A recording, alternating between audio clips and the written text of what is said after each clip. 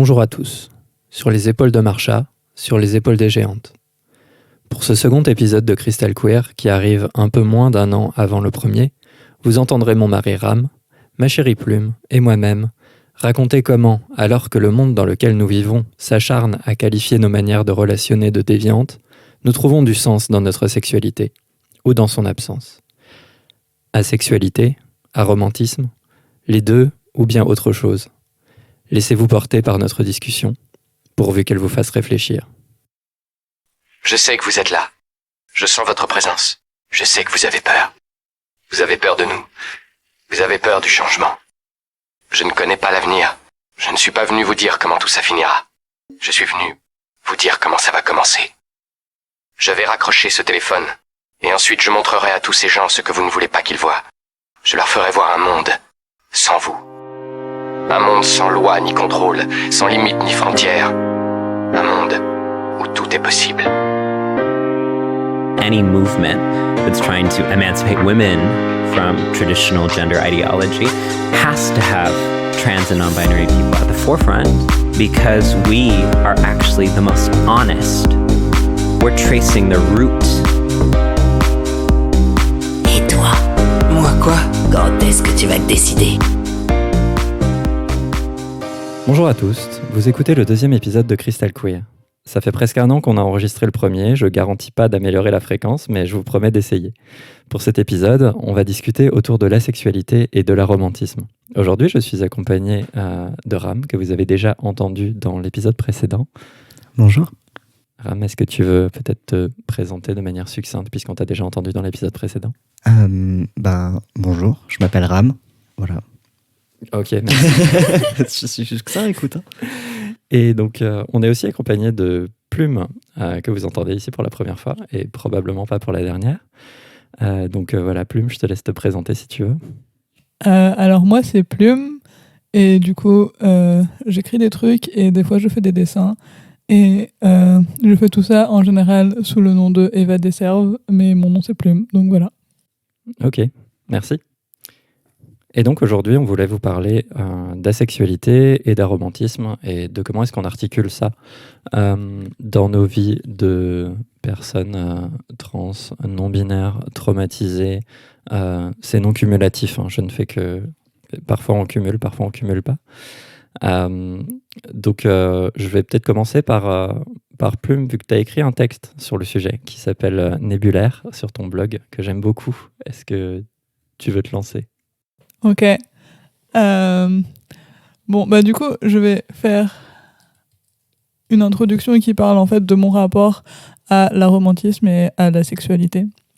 Parce qu'en fait, quand j'ai découvert toutes les identités de l'ombrelle LGBT, la première à laquelle je me suis vraiment identifiée, c'est vraiment ces deux-là, parce qu'elles faisaient sens et parce que ça faisait très très longtemps que, en fait, comme je crush pas sur les gens et que j'ai pas particulièrement de désir sexuel pour eux non plus, c'était difficile de dire « Ah, mais est-ce que je suis hétéro ou est-ce que je suis homo ou est-ce que je ne sais pas ?» Parce qu'en fait, tu ne peux pas faire de statistiques à partir de rien.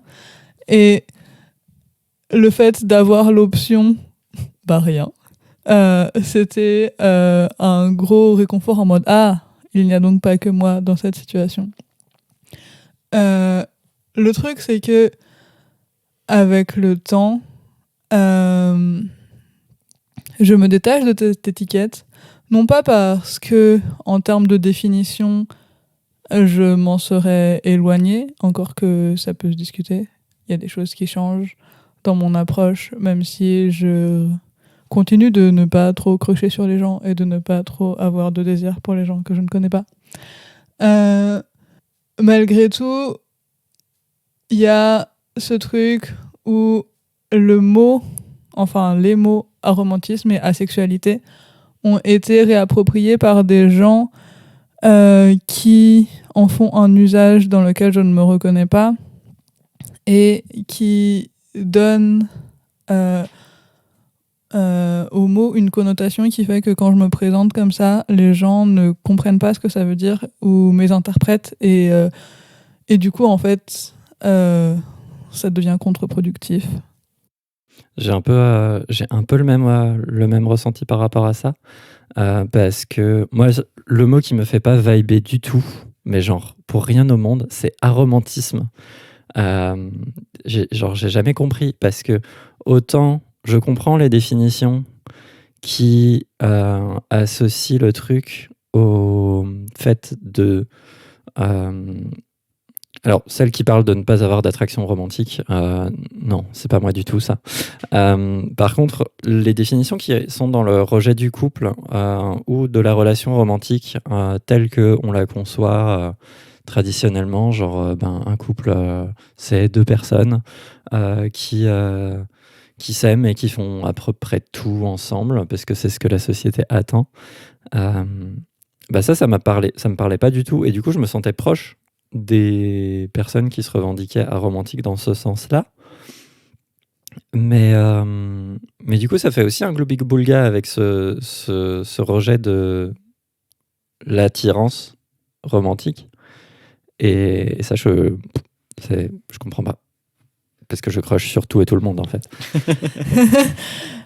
Non, mais en fait, le truc, c'est que il y a toute une variété de façons dont on peut être attiré ou non par les gens et avoir envie de construire ou non des choses à partir de cette attirance-là. Et en fait, la société nous dit non, il n'y a qu'une seule façon. Tu vas crocher sur une personne et ensuite tu vas faire le reste de ta vie avec cette personne. Et comment ça, il y a d'autres gens sur Terre?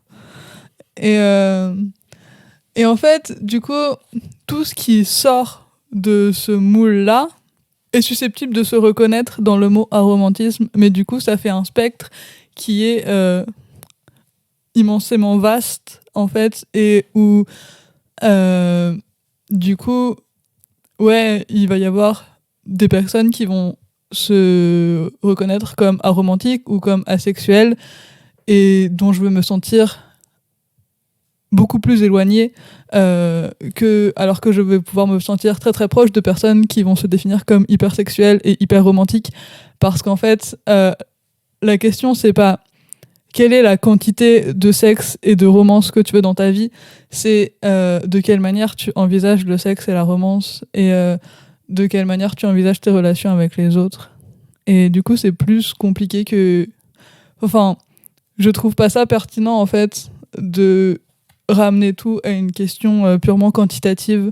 Et en fait, le fait de ramener tout à une question purement quantitative, ça crée des discussions qui sont pas intéressantes, parce que on va se fixer sur sur des quantités, et du coup on va mettre des seuils, on va dire ah mais non, mais toi tu peux pas être vraiment aromantique parce que t'as été en couple avec une personne dans ta vie. Qui s'en fout? Et en fait, le truc, c'est que ce qui compte, c'est vraiment la manière dont tu envisages les choses. Et en fait, mon intuition, c'est que c'est beaucoup plus une question qui est proche, en fait, d'une forme de neuroatypie. C'est pas un hasard pour moi si les personnes qui se définissent comme aromantiques ou asexuelles, c'est en grande majorité des personnes qui sont autistes ou TDAH. Moi, la première. Je vois pas du tout. Et en fait, il y a des personnes qui sont pas forcément autistes et pas forcément TDAH qui peuvent se reconnaître là-dedans aussi, mais en fait, l'étiquette de base, elle a été, je pense, inventée par des personnes qui sont neuroatypiques et qui avaient besoin de sans forcément avoir conscience que c'était quelque chose lié à leur neuroatypie, mais d'avoir besoin de mettre un mot sur le fait que leur rapport au sexe, à la sexualité, à la romance et au couple était différent de ce que la société leur avait dit que c'était censé être. Et c'est pour ça aussi que il y a Watts 1000 micro sous-étiquettes de la romantisme et de la sexualité que je ne veux pas pouvoir lister parce que je ne les connais absolument pas toutes. Puis de toute façon, il y en a beaucoup trop. Il y en a beaucoup trop, mais en fait, c'est tous les micro-labels, et il y en a autant pour la non-binarité, parce que c'est pareil, la non-binarité c'est un truc d'autiste, je suis désolée. Et, Oui. et Et du coup, de toutes ces micro-étiquettes, ça va de je crush sur tout le monde, mais j'ai absolument envie de ne pas être en couple parce que j'aime pas ça. Je me sens attaqué par ta définition. Je crush sur absolument personne, mais j'aimerais beaucoup. Toutes les options confondues qu'il peut y avoir au milieu. Et dans les micro-étiquettes qui existent, il y en a une qui s'appelle Nébula romantique et que j'aime beaucoup parce qu'en fait, c'est une définition qui dit que on n'arrive pas à différencier vraiment une attirance amoureuse d'une attirance amicale, qu'on fait pas vraiment la différence entre l'amour et l'amitié, et que on pense que cette forme d'incapacité à faire la différence est liée à une neuroatypie. Et en fait, moi j'ai l'impression que c'est pas du tout une sous-catégorie de la romantisme et de la sexualité. J'ai l'impression que c'est une super catégorie dans laquelle on trouve la romantisme et la sexualité. Et que du coup, j'aime beaucoup mieux me définir comme nébulaire en termes du coup de romantisme et de sexualité.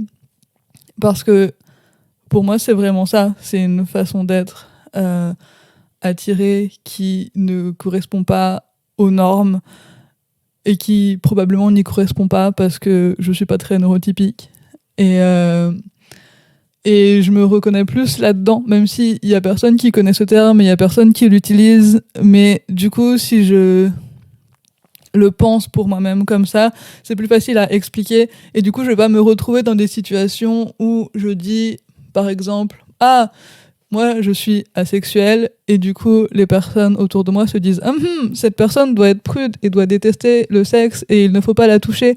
Et ensuite, je me sens intouchable et j'aime pas parce qu'en fait, je ne ressens pas du désir sexuel pour les gens, mais j'aime beaucoup quand les gens en ressentent pour moi. Donc voilà. Ok, alors il y a beaucoup de choses sur lesquelles j'aurais envie de rebondir, mais Ram n'a pas encore parlé. Et donc je vais lui laisser la parole parce qu'il m'a bien fait comprendre que lui aussi avait des choses à dire. Oui, moi je voulais revenir sur ce truc de seuil et de spectre. Déjà, je me définis pas comme aromantique parce que j'y comprends rien. Et j'ai déjà assez de choses compliquées dans ma vie, donc je me pose pas la question et je m'en fous. Par contre, je me définis comme ace. Plus précisément, ma sexualité, c'est T40, donc trans for trans. Je crois que j'en ai déjà parlé à l'épisode 1. Mais voilà, je suis quasi exclusivement T40, avec une flexibilité plutôt sur les mecs cis. Je suis plutôt PD. Mais bref, je suis plutôt T40. Mais je me dis ace. Mais c'est pas du zéro en fait. Genre j'ai souvent l'impression de devoir me justifier sur le fait que ace c'est pas zéro parce que vraiment à chaque fois que je dois l'expliquer à des gens qui le sont pas, j'ai vraiment l'impression hyper forte et parfois c'est littéralement ce que les personnes me disent que ça veut dire que j'ai zéro désir, zéro libido, rien du tout. Alors que c'est pas vrai en fait. Genre comme tu disais en fait c'est un spectre et genre enfin merde c'est pas il y a plusieurs façons de le vivre enfin. C'est juste un rapport différent en relation, un rapport différent au corps, ça j'en parlerai plus tard. Mais ouais, c'est un peu triste même de parler de quantitatif, genre... Bah ouais. Ouais, genre... Attends, t'as fait du sexe seulement 2 fois cette année, t'es peut-être ace, mais il faudrait en faire 1 fois pour que tu puisses être qualifié. À une époque, je disais que j'étais simultanément asexuel et hypersexuel parce que ça correspondait complètement à cette histoire de si t'es ace, tu peux pas t'as pas de désir. Mais en fait, moi dans mon cas, j'ai essentiellement de la libido pour les gens quand je suis en NRE. New Relationship Energy, donc c'est quand je commence. Et en fait, moi, j'ai du coup mon micro-label qui me correspond le mieux, ce serait Grey Sexuel au niveau du spectre ACE, parce que Grey Sexuel, c'est des personnes qui ont du désir au début des relations. C'est cash comme ça. Et en fait, en cherchant un petit peu sur Internet, j'ai trouvé un article de quelqu'un qui exprime le truc genre exactement comme je le conceptualise pour moi, en fait. C'est-à-dire que, et probablement on rejoint des questions de trauma là-dessus, hein, mais c'est-à-dire que le sexe est un moyen d'établir une intimité. Mon love language, c'est le toucher. Et du coup, le sexe comme moyen de toucher quelqu'un et du coup d'établir de l'intimité comme ça, et ben c'est quelque chose qui me parle beaucoup. Et en fait, une fois que cette intimité-là, elle est établie et qu'on peut avoir un contact physique qui est détaché de contexte sexuel, qui peut être normalisé, ou en tout cas où moi je suis vachement plus à l'aise, où je me dis bah c'est bon, j'ai couché plusieurs fois avec cette personne, je peux bien lui faire un câlin sans que ça pose problème, et je peux bien lui mettre la main sur l'épaule sans qu'elle soit gênée, ce genre de truc. Et ben en fait j'ai vachement moins de désir et d'envie de sexe, sans que ça disparaisse forcément complètement. Mais disons que ça devient vachement moins intense, quoi. Tu viens d'en parler, t'en parlais dans l'intro, tu parles de trauma, et c'est quelque chose sur lequel je réfléchis beaucoup, et dont j'ai parlé d'ailleurs au dernier café Arrow Ace de la station. Le rapport entre asexualité et dysphorie et trauma, parce que j'en vois beaucoup, et c'est quelque chose que je vis de manière assez évidente, hein. Je suis ace, et je sais qu'il y a une partie, je sais pas de quelle importance c'est pas forcément le point le plus important, mais je sais qu'il y a une partie qui est due à mon rapport avec mon corps, en lien avec mes traumas et ma dysphorie de genre, parce que ça va un peu mieux depuis que j'ai commencé les hormones depuis bientôt 2 ans, mais je me déteste, je me dégoûte, je hais mon corps, et genre le fait de m'imaginer dans une situation sexuelle me dégoûte, et du coup c'est un peu compliqué pour faire du sexe. Ça veut dire que j'en fais pas du tout, mais ça complique les choses, et c'est tout le truc d'éviter le sexe pour ne pas mettre en jeu son corps, que moi je ressens assez fortement, mais avec la limite que il faut faire attention à comment on présente les choses, parce que genre j'aime pas trop en parler, parce que ça fait un peu en mode je suis ace parce que je suis trauma, ou parce que je suis dysphorique, et genre oui, mais ça me rend pas moins ace, et ça me rend pas moins légitime à être ace, en fait. C'est juste ça fait partie de ça. C'est un peu comme quand on dit oui, t'es lesbienne parce que t'as été trauma, genre sérieusement, genre On peut être trans parce qu'on est trauma aussi. voilà. Moi, à ce genre de réaction, j'ai juste grave. envie de dire oui, et alors ça correspond à mon expérience actuelle. Puis ça fait partie de ta vie. De toute façon, les traumas, ça fait partie de la vie. On se construit avec. Donc, Si je peux ajouter quelque chose, parce que moi j'ai ce rapport-là, mais pas pour la sexualité, plus pour l'aromantisme, où en fait,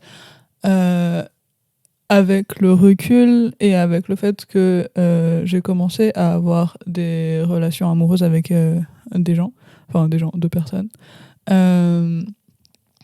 je prends du recul sur le truc et je me dis en fait dans quelle mesure, jusqu'à un certain point, je n'avais pas de crush sur les gens, parce que je pensais que de toute façon les gens ne voudraient pas de moi en retour, et que du coup il y avait un espèce de blocage dans mon cerveau en mode en fait si tu n'espères pas, au moins tu seras pas déçu. C'était pas du tout quelque chose de conscient, mais avec le recul je me dis qu'il y avait probablement beaucoup de choses qui étaient dans cet ordre-là, par rapport au fait que je n'ai eu aucun ami pendant l'essentiel de ma vie, et où du coup j'étais beaucoup, enfin je me rappelle de conversations avec ma mère où elle voyait que j'étais en couple avec personne et que j'avais pas d'amis, et elle me disait mais alors toi tu penses que tu seras pas en couple, ou comment ça se passe, et où je me souviens lui avoir dit en fait j'en sais rien, je pense que enfin comment est-ce que je pourrais être en couple avec quelqu'un alors que j'arrive même pas à avoir d'amis, et je pense que s'il devait arriver quelque chose, ça serait pas moi qui ferais le premier pas, ça serait quelqu'un d'autre qui ferait démarche de séduction. Ah, c'est moche de dire comme ça. Mais Une parade. c'est ça. Il y aurait Une petite danse. exactement. Mais en fait, c'est drôle parce que je disais ça, je devais avoir 18 ans et c'est exactement comme ça que ça s'est passé quand j'en avais 27, où en fait, j'ai rencontré ma première copine et c'était genre, on s'est rencontrés et 2 semaines plus tard, c'est genre, ah, on sort ensemble en fait. Bon, ok, d'accord. Et mais c'était vraiment pas du tout réfléchi de ma part et c'était vraiment son initiative à elle. Et en fait, ouais, ça s'est passé de la manière de la seule manière dont j'imaginais que ça pouvait se passer. C'est-à-dire que je n'allais pas aller voir des gens et risquer de me prendre un râteau alors que j'avais déjà pas d'amis et ça aurait juste été trop douloureux. Et donc, en fait, il y avait un espèce de blocage là-dedans. Et du coup, enfin, peut-être que ça amène au moment où on se dit que la sexualité et le rapport à la sexualité, ça peut changer au fil de la vie et que c'est très bien. Et que néanmoins, ça veut pas dire qu'il faut forcer ce changement depuis l'extérieur. Les thérapies de conversion, c'est non. Toi-même, tu sais. À propos du changement, moi, mon expérience perso par rapport à ça, c'est que dans mon dernier couple monogame, avant ma transition, oui, chaton, tu peux frissonner d'effroi. C'était vraiment terrible. Du coup, dans mon dernier couple monogame, avant ma transition, il y a eu une période où je disais que j'étais ace et où j'avais genre plus aucun désir, plus aucune envie de sexe. Et en fait, le fait que je dise que j'étais ace, c'était complètement une échappatoire parce que je savais que dans ma tête, ça collait pas comme il fallait. En fait, c'était complètement la dyspo. C'était juste que le script sexuel hétéronormé de préliminaire, pénétration, orgasme, fin, et ben ça ne m'allait plus du tout. Je pouvais pas j'arrivais plus à le reproduire en fait. Ça me dégoûtait, ça me mettait vraiment très très mal. Au début, je pensais que c'était genre une espèce de stade supérieur de féminisme parce que j'avais lu Coït de Andrea Dworkin et ça m'avait bien dégoûté. En fait, c'était juste de la dyspho parce que je commençais à me dire, à me rendre compte que en fait, j'étais pas un gars et que du coup, la position dans laquelle ça me mettait, ça me réassignait à la masculinité. Et donc, c'est pour ça que c'était pas possible. Et en fait, en transitionnant, j'ai arrêté d'être ace dans ce sens-là. Et ensuite, j'ai constaté que j'avais d'autres traumas qui sont entrés en action, notamment le fait d'être décrite constamment comme ayant une sexualité prédatrice. Ça ne fait pas du bien à la tête. Sans déconner. Merci la transmisogynie. Tu veux dire cette accusation que je suis presque mineur alors que j'avais 22 ans et que je consentais à être en couple avec toi? Oui, ça peut être ça, ça peut être tous les trucs. Hein. De toute façon, vu que les meufs trans, c'est soit des pathétiques hommes en jupe, soit des pervers sexuels qui veulent agresser et qui agressent du coup tout ce qui bouge. Et qui adorent rentrer dans les toilettes des femmes. Et on fait ça pour rentrer dans les toilettes des femmes, voilà, exactement. C'est la baseline en fait. C'est genre tout ça pour ça.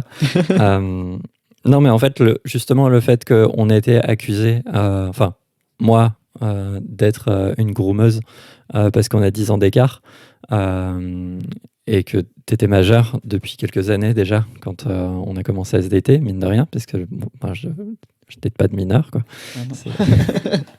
Et donc, en fait, ces accusations-là, c'est juste une émanation de la manière dont les femmes trans sont perçues. Parce qu'en fait, il n'y a pas que moi qui me fait accuser de pédophilie parce que je sors avec toi. C'est genre n'importe quelle meuf trans. Genre, les gens pètent des plombs et accusent de pédophilie à des meufs de 22 ans qui datent des meufs de 19. calmez-vous, en fait. Mais disons que tout ça, ça fait pas du bien au cerveau. Et en fait, on se retrouve à monitorer nos propres phrases et gestes. Et on se retrouve dans une autocensure terrible, qui est que, moi, à l'heure actuelle, je peux pas toucher quelqu'un qui n'initie pas un contact ou avec qui on n'a pas verbalisé le fait que qu'on se fait un hug ou quoi, mais je parle même pas de hug en fait, je parle juste de contact, genre un effleurement. C'est pas possible quoi. Juste, les gens se touchent tout le temps, en permanence dans la vie. Genre, ils se posent la main sur les bras, ils se posent la main sur l'épaule, pour se dire salut, on se fait une tape sur l'épaule et voilà. Non, ça c'est pas possible parce que je suis probablement un agresseur sexuel.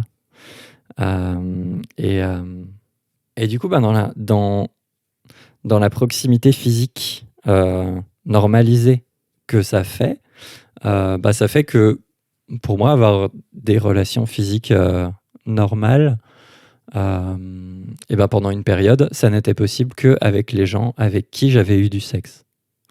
Et donc, forcément, il fallait passer par cette étape-là pour pouvoir ensuite ne plus être en physical touch craving permanent parce que j'avais des personnes qui pouvaient me toucher au quotidien. Il y a un article dans Fucking Trans Woman qui est un zine écrit par une meuf trans qui parle de ça justement, du fait que depuis sa transition personne ne la touche et elle supplie ses amis, elle supplie, c'est genre une espèce d'encouragement, mais genre elle écrit un texte en disant mais touchez-moi bon sang, genre juste mettez vos mains sur mes cuisses, sur mes épaules, sur mes bras, dans mes cheveux, n'importe. Genre, touchez-moi. Depuis que j'ai transitionné, je suis touch depressed parce que personne et parce qu'on monitore en fait les possibilités de contact. Et du coup, ça a changé. Voilà, la sexualité, c'est toujours trauma. Mais c'est plus les mêmes. Mais c'est plus la même. Ça n'est plus une asexualité de dyspho. C'est une asexualité de transmisogynie. Si je peux rebondir par rapport à ça, parce que du coup, moi je vois le truc depuis l'autre côté de la barrière, c'est-à-dire que dans ma vie, donc j'ai daté 2 personnes, plus une troisième avec qui j'ai eu un date, mais il s'est rien passé au final. Et en fait, c'était 3 meufs trans non-binaires.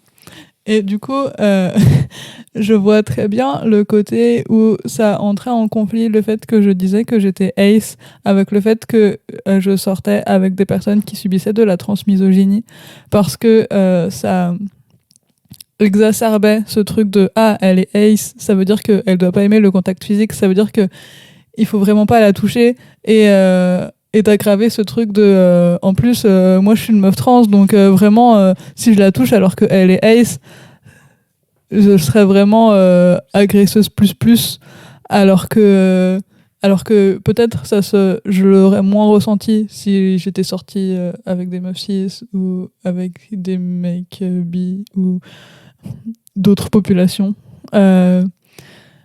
Ouais, et aussi je suis vachement sensible, je pense, à ce truc de comprendre ce que ça fait d'être privé de toucher, parce que je l'ai été aussi beaucoup, dans le sens où, comme je disais plus tôt, j'ai passé l'essentiel de ma vie à ne pas avoir d'amis et avoir des gens autour de moi qui me parlaient pas, qui me touchaient pas. Et des fois, quand on va en cours, il y a le tour de ah vas-y je fais la bise à tout le monde, mais on fait pas la bise à Plume parce que voilà. Et ensuite il y avait les discussions avec ma famille qui étaient donc les personnes qui essayaient de m'aider à comprendre ce qui ne marchait pas et qui pensaient que leur rôle en tant que famille c'était de faire toutes les critiques qu'il était possible de faire pour que je puisse les prendre en compte et progresser.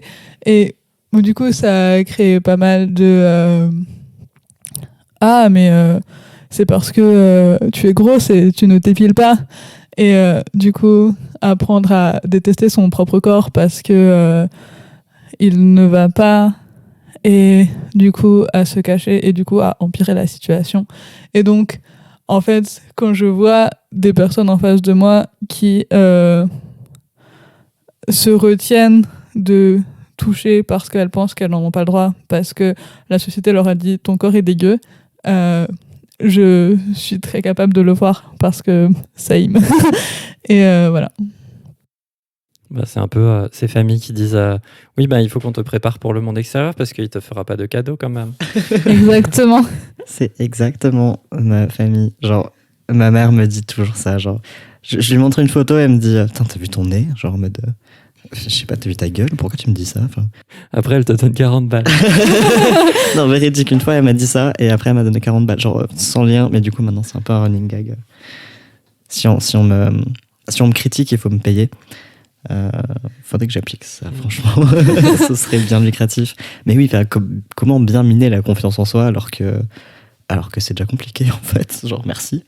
Bah ouais, en fait, ça fait un espèce de cercle vicieux où la ouais. confiance en toi, elle est déjà minée parce que t'as déjà pas d'amis et ensuite on te donne des raisons qui ne sont pas les bonnes, en fait, parce qu'on m'aurait dit et ben en fait, tu as du mal à te faire des amis parce que tu es autiste et donc les codes sociaux, tu ne les comprends pas trop et donc il faut faire un travail sur toi pour apprendre à savoir qui tu es et ce dont tu as besoin et t'affirmer et gagner confiance en toi. Et ben là, ça aurait été efficace en un sens, mais en fait, ce qui s'est passé, c'est l'inverse. C'est en fait, tu es très intelligente et il n'y a pas de raison que ça ne marche pas, à part que si tu es vraiment nulle, peut-être secrètement ou quelque chose du genre. Du coup, ces histoires de trauma et d'incapacité à toucher et de se définir ace par rapport à ça, moi, ça me fait penser à un truc qui dévie un petit peu de la sexualité, du spectre ace et aro. Si en élargissant, en fait, on plaisante beaucoup dans le milieu queer. En tout cas, dans mon petit coin du milieu queer, celui que je fréquente. Et je pense que c'est pas propre uniquement à nous, c'est qu'on plaisante pas mal sur le fait qu'il y a que des bottoms. Donc bottom, c'est un terme qui vient du milieu gay pour désigner ces homosexuels qui reçoivent la pénétration, par opposition à top pour désigner les personnes qui pénètrent. Donc qui ont un rôle plutôt actif et qui vont prendre des initiatives. Du coup, basiquement, top, ça a été un peu élargi pour les personnes qui initient et font des choses à quelqu'un. Et bottom, ça désigne les personnes à qui les choses sont faites. Et en fait, il y a beaucoup de gens qui sont, on dirait, qui se coincent là-dedans. Parce que c'est plus facile en fait d'attendre et de se tromper complètement sur le fait que quand on est bottom, il faut quand même exprimer des choses, verbaliser. On peut pas juste rester immobile à attendre que les choses se passent. Attends, tu veux dire il faut communiquer, même si on est d'accord avec le fait qu'elles se passent. Quelle idée mais du coup, ouais, c'est beaucoup plus facile parce que les choses nous sont faites à nous et donc en un sens, on en est moins responsable parce que faire les choses, c'est les mecs cis hétéros qui font des trucs, qui sont actifs, qui font des trucs sans demander, qui prennent des initiatives et des trucs comme ça. Et en fait, on a tellement peur d'être vu comme prédateur et prédatrice. Ça, c'est pour le coup, c'est pas propre aux meufs trans parce que il y a beaucoup d'homophobie internalisée. Les lesbiennes aussi sont décrites comme étant des prédatrices. En fait, elles l'étaient avant les meufs trans. C'est juste que ça a glissé avec la visibilité, en fait, avec la plus grande acceptation des lesbiennes, même si c'est toujours pas la panacée. En fait, ça reste des déviantes de genre et donc avec une attitude problématique. Et En fait, je voulais dire que tout ça, cette assignation à la passivité ou cette assignation à l'inaction, justement, ça peut être aussi une espèce de bouclier pour pas gérer ses problèmes, pour oublier. Non, moi je suis ace, moi je suis bottom, machin, pour ne pas trop penser au fait que on est juste mort de trouille à l'idée de faire du mal, et ça nous retire en fait toute agentivité. C'est exactement ce que je fais. Genre, l'évitement actif. Genre, c'est pas que j'ai pas d'envie, c'est juste. Je sais que si je fais des trucs, je vais me dégoûter moi-même. Alors j'évite. Alors que la solution, c'est d'adresser le truc directement et de faire une thérapie.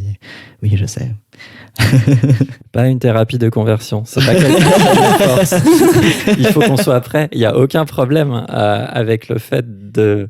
Enfin, il y a les problèmes que ça nous pose à nous, parce que objectivement, c'est pas une vie de se réduire et de se rendre petit et misérable, et en disant qu'on est une petite chose inoffensive, alors qu'on sait très bien qu'au fond, il y a quelque chose qui gratte pour sortir. Mais il faut le faire quand on est prêt, obviously. Oui, et aussi, il faut le faire en se focalisant sur la bonne question, je pense. C'est-à-dire qu'en fait, si on a des problèmes irrésolus, par exemple de la dysphorie ou de l'homophobie internalisée ou whatever, qui nous bloque notre sexualité, et que on fait une thérapie qui va être en mode force ta sexualité, en fait ça va juste empirer le problème. Ce qu'il faut, c'est gérer, apprendre à corriger la transphobie ou l'homophobie internalisée, et peut-être que ça débloquera la sexualité et peut-être pas. Et en fait, si ça la débloque pas et qu'en fait on se rend compte que en fait on a juste pas de libido et que c'est pas un blocage et que tant mieux. C'est pas grave. Et si ça la débloque et que du coup on se rend compte que ça nous ouvre de nouvelles possibilités et d'autres choses à explorer, et tant mieux aussi. Parce que c'est cool de pouvoir s'explorer soi-même sur de nouvelles pentes. Ouais, il faut. Du coup, je voulais aussi mettre l'accent sur le fait que c'est pas genre. Faut pas que ça constitue non plus une injonction à la sexualité. Parce que c'est genre juste un symptôme en fait. Et comme tu dis, Plume, on peut pas. Si on traite juste le symptôme, ça marche pas, parce qu'on va pas mieux au final. On a juste un symptôme en moins, mais on est toujours un peu KO. Et encore, même pas forcément, parce qu'en fait, ce que tu disais plutôt, c'est que toi, ta manière de gérer la sexualité, c'est d'avoir du sexe directement, et ensuite ça débloque le fait de c'est bon, je peux avoir du contact physique avec cette personne, y compris du contact physique totalement random, genre bonjour, je te serre la main. Mais en fait, c'est une autre manière d'être cassé par rapport à je ne peux pas du tout avoir de sexualité du tout avec n'importe. Et en fait, pour moi, c'est pour ça que je disais que des fois je me sens beaucoup plus proche en étant ace de personnes qui se disent hypersexuelles, parce qu'en fait souvent c'est les mêmes dynamiques qui créent des réactions opposées, mais où il n'y en a pas une qui est mieux que l'autre. En fait, c'est juste que on a au cœur du truc les mêmes vibes, ou je sais pas, qui font que on cope en faisant une sexualité qui ne rentre pas dans la norme. Et en fait, je pense que quelque part, la solution, c'est de replacer la sexualité sur un plan où elle n'est pas centrale. Parce qu'en fait, l'hétéronormativité et la norme en général liée à la sexualité, elle nous dit que la sexualité, c'est vraiment important, et que et que ouais, on est censé désirer ça et avoir, enfin, je sais pas, combien il y a d'articles sur internet qui disent combien est-ce que tu dois avoir de rapports sexuels avec ton partenaire pendant la semaine pour être. Non, mais c'est vrai, ça existe, c'est un vrai truc. Et en la fait, pipe, c'est le ciment du cou. et où en fait, ouais, la sexualité, elle est centrale et on lui donne une espèce de valeur intrinsèque alors que elle en a pas et que en fait. Peut-être que la guérison, je sais un peu dire, mais c'est de se rendre compte que la sexualité, c'est juste quelque chose parmi d'autres, au même titre que, je sais pas, prendre le petit-déj avec quelqu'un qu'on aime bien, ou aller voir une expo, ou aller se promener, ou d'autres choses. C'est une manière d'être ensemble, ou même d'être avec soi-même, parce que la masturbation, ça existe aussi. Et que ça a seulement l'importance qu'on veut bien lui donner et que du coup c'est pas grave ni d'avoir envie de beaucoup de sexe ni d'avoir envie de pas du tout de sexe, c'est pas du tout la question c'est comment est-ce que tu veux avoir du sexe ou pas pour te sentir bien, de quelle manière tu veux en avoir, avec qui. Et c'est pas du tout une question de fréquence et d'intensité et de...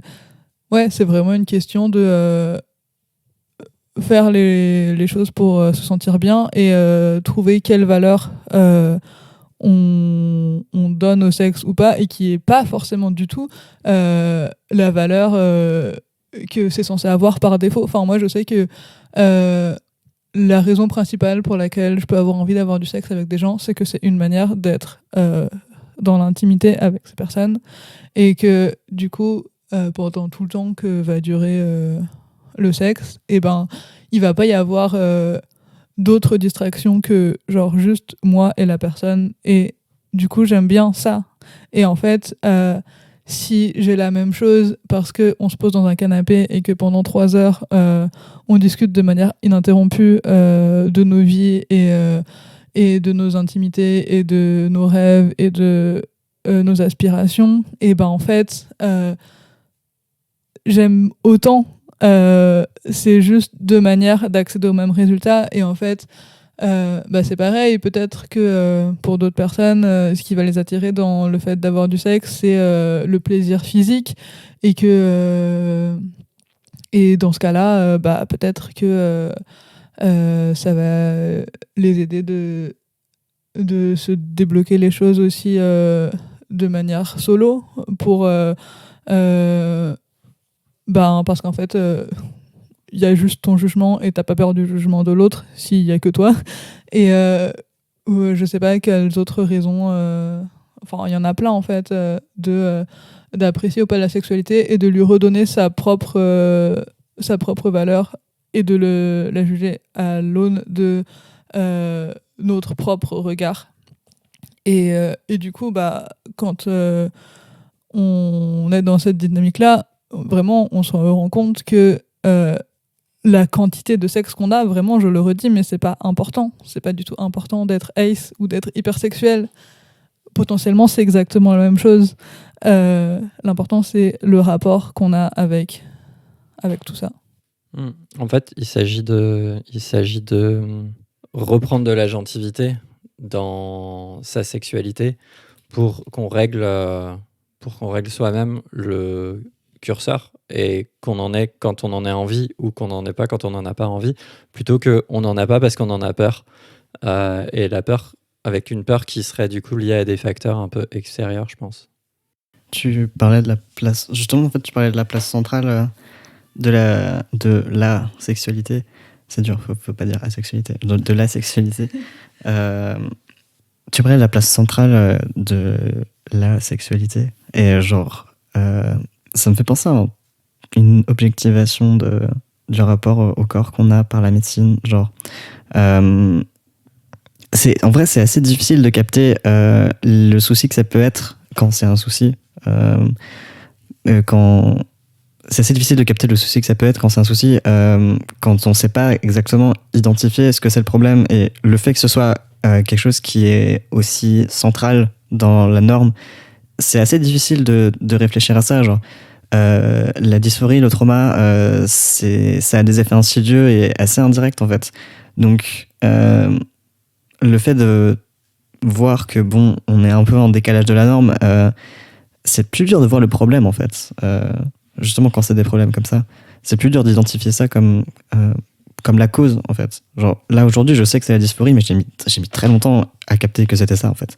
Et genre, ça me fait penser en fait au jugement des médecins pour les demandes de réassignation de chirurgies diverses. Genre pour les médecins, du coup là je parle de transition, mais pour les médecins, les personnes trans n'ont pas de sexualité avant une opération génitale.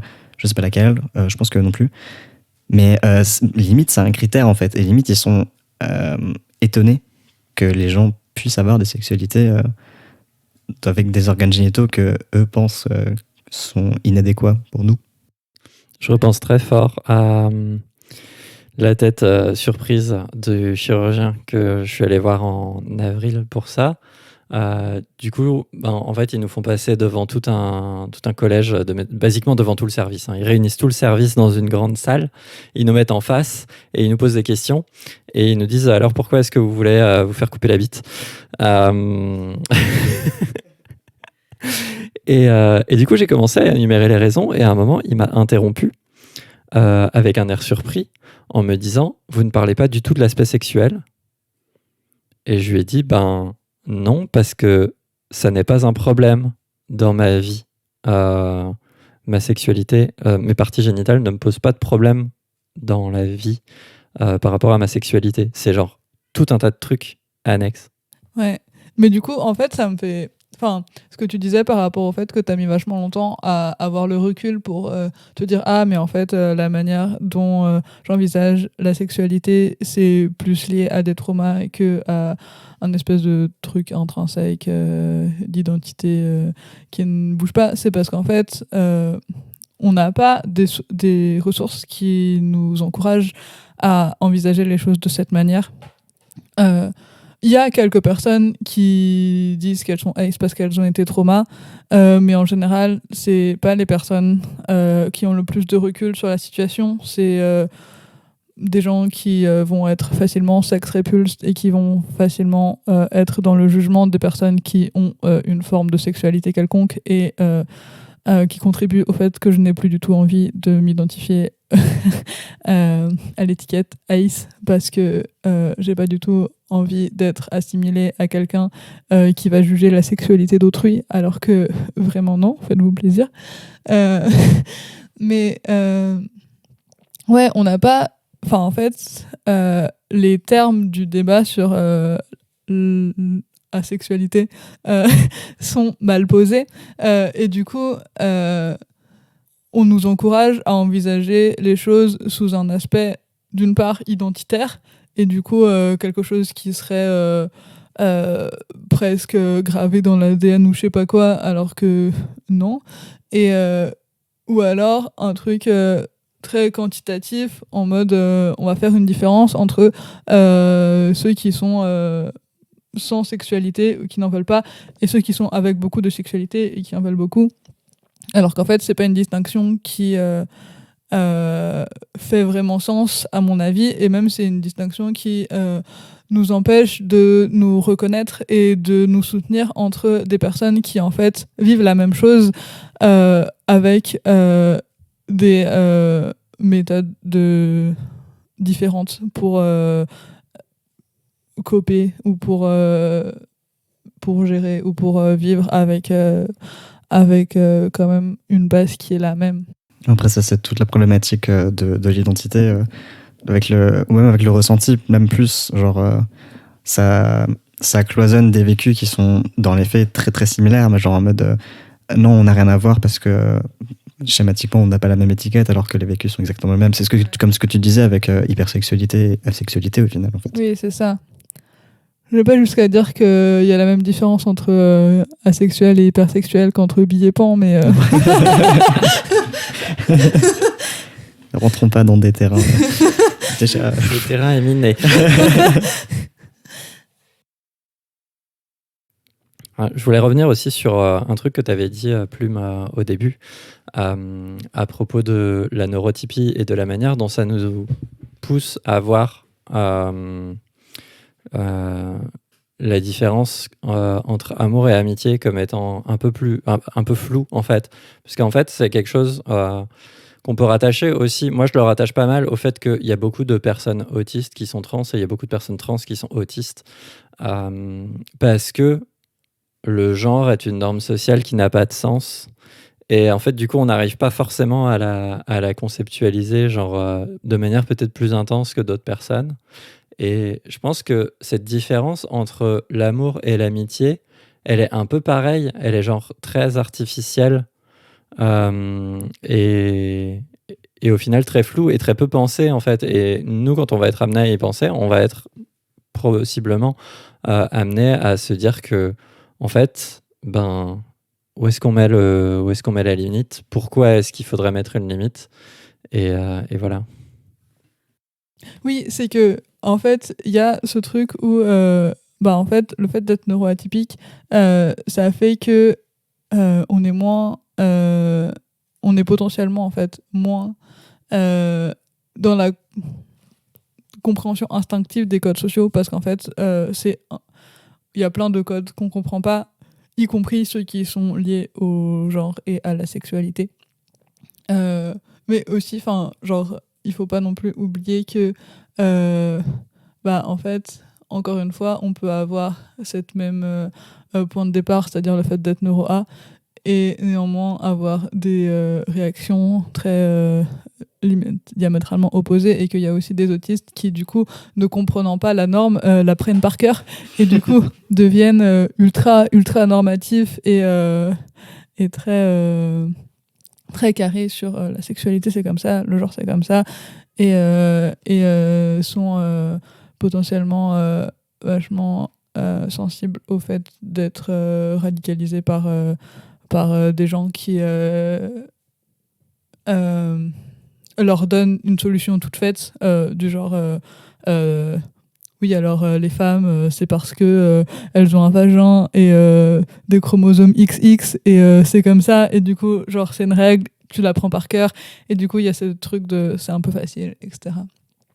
Mais au-delà de ça, en fait, j'ai souvent discuté avec ma sœur à propos de ça et du fait que souvent, quand tu te découvres une marginalité, c'est-à-dire que tu découvres que tu es une lettre dans le sigle LGBT+, ou que tu es une neuroatypie dans tout le spectre des neuroatypies possibles, souvent tu vas découvrir que tu es aussi d'autres marginalités, donc d'autres lettres dans le sigle LGBT+, et d'autres neuroatypies. Et en fait, on se demande dans quelle mesure il n'y a pas un truc de...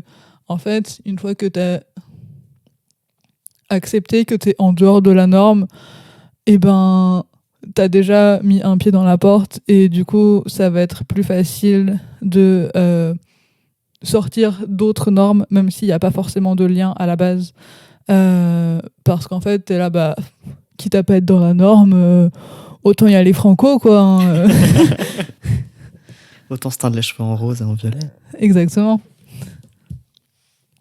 Mais on en parlait parce que pour des trucs bêtes, mais comme par exemple le fait de le cliché de les homosexuels ne savent pas s'asseoir, parce qu'en fait, ouais, il y a des trucs de la norme sociale te dicte que il faut être bien assis correctement parce que sinon ça va pas, et donc en fait il y a plein de raisons possibles qui fait que tu ne respectes pas ça et que tu vas t'asseoir avec, comme je le suis actuellement, un genou en haut.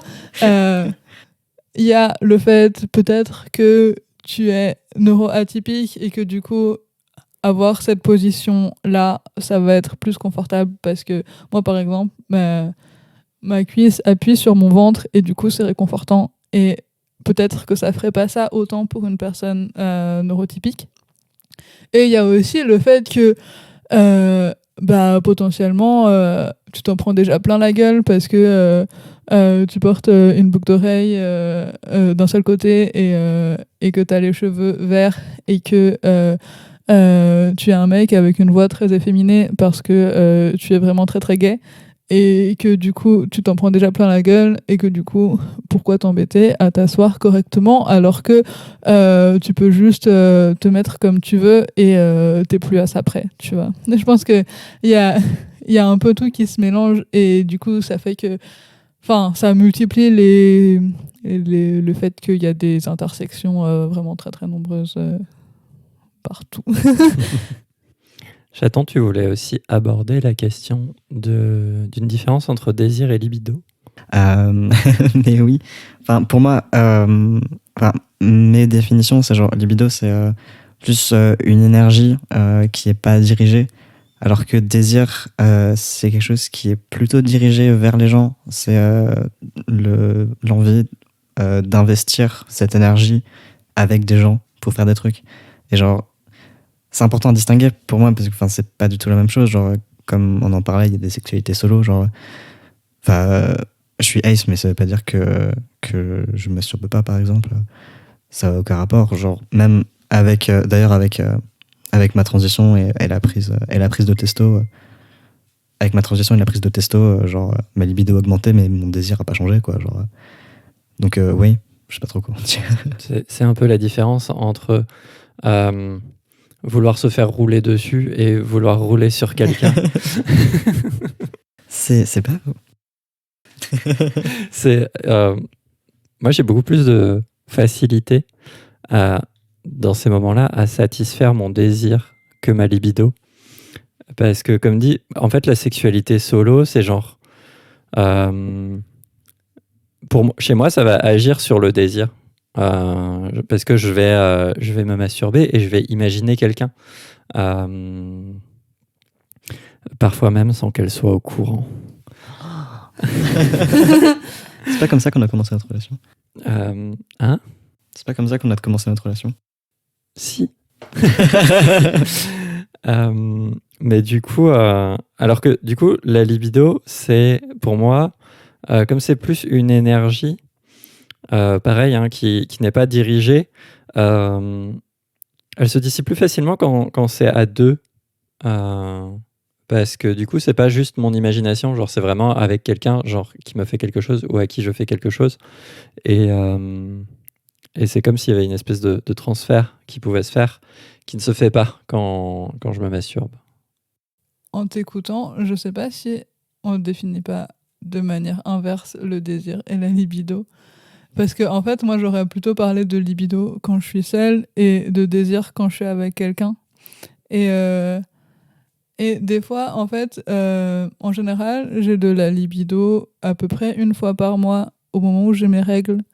C'est-à-dire que je vais avoir concrètement de la libido une fois tous les 2 mois parce que l'autre mois, en fait, j'ai trop mal et du coup, genre, ça coupe tout. Et mais du coup, quand je vais avoir cette libido, je vais pas forcément chercher à la satisfaire avec quelqu'un. S'il y a quelqu'un à côté de... Enfin, s'il y a Oriane à côté de moi, par exemple, peut-être je vais lui dire et la moitié du temps, elle va être là en mode « Ah, moi, pas trop », et du coup, tant pis. Mais sinon, ouais, c'est quelque chose dont je m'occupe toute seule et en général, ça me prend 5 minutes chrono parce que ça m'intéresse pas plus que ça. En fait, comme ce qui m'intéresse dans le sexe, c'est le fait d'être connecté avec des gens. Bon, être connecté avec moi-même, au bout d'un moment, c'est pas... Voilà. On est déjà avec soi-même H24. Ouais, c'est ça.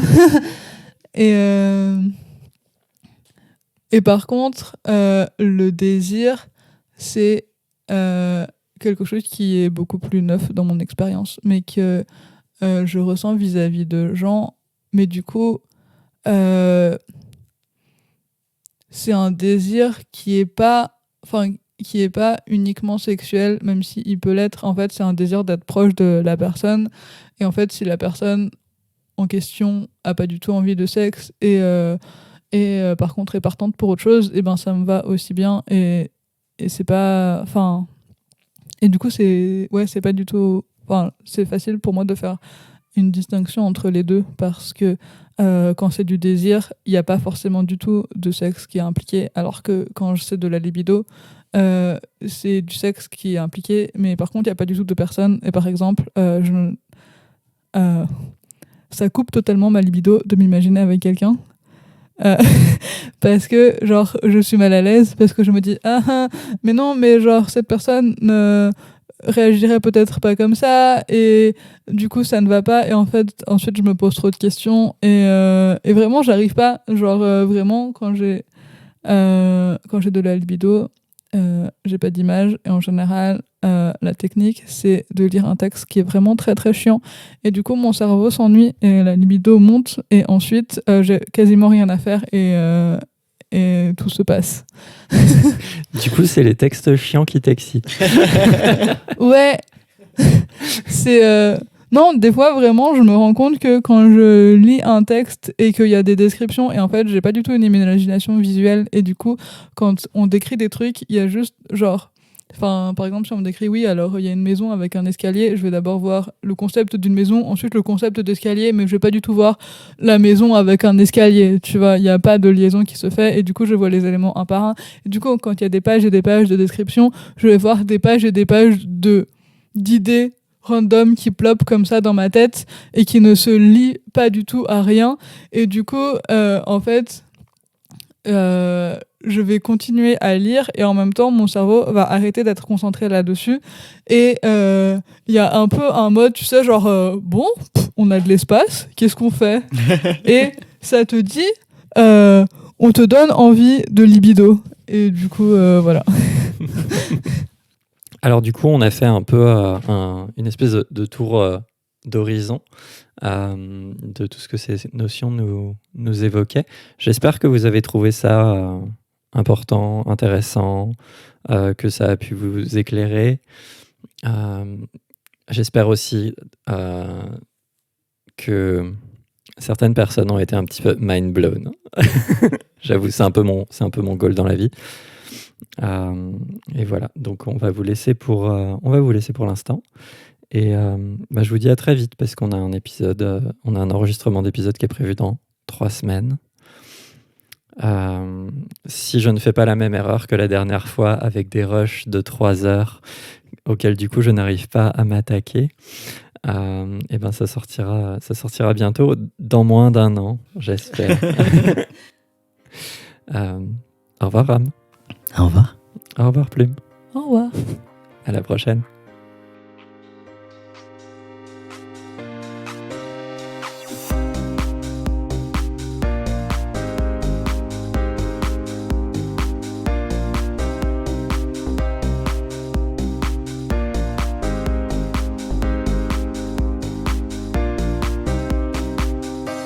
Ce podcast n'existerait pas sans l'amicale radicale des cafés trans de Strasbourg que Ram et moi on a fondé. Mais il n'existerait pas non plus sans les personnes qui ont permis de financer l'achat du matériel d'enregistrement. Je voudrais donc remercier Lily, Tali, Amélie, S, Candice, Louve, Marie, Eden, Louise, Inès, G, Miska, Paprika, Marion, Zeki et Anne-Lise. La cagnotte reste ouverte et vous pourrez trouver le lien sur le site du podcast crystalqueer.arcts.fr. L'argent récolté servira pour moitié à financer l'évolution du podcast, et l'autre moitié sera reversée à des cagnottes de soutien aux personnes trans. Vous pouvez aussi envoyer toutes vos questions, suggestions ou messages de soutien par mail ou par vocal à l'adresse crystal.queer@litchi.fr. Ça s'écrit LEETCHEE. Et on essaiera d'y répondre dans les épisodes suivants. Merci de votre écoute et à bientôt.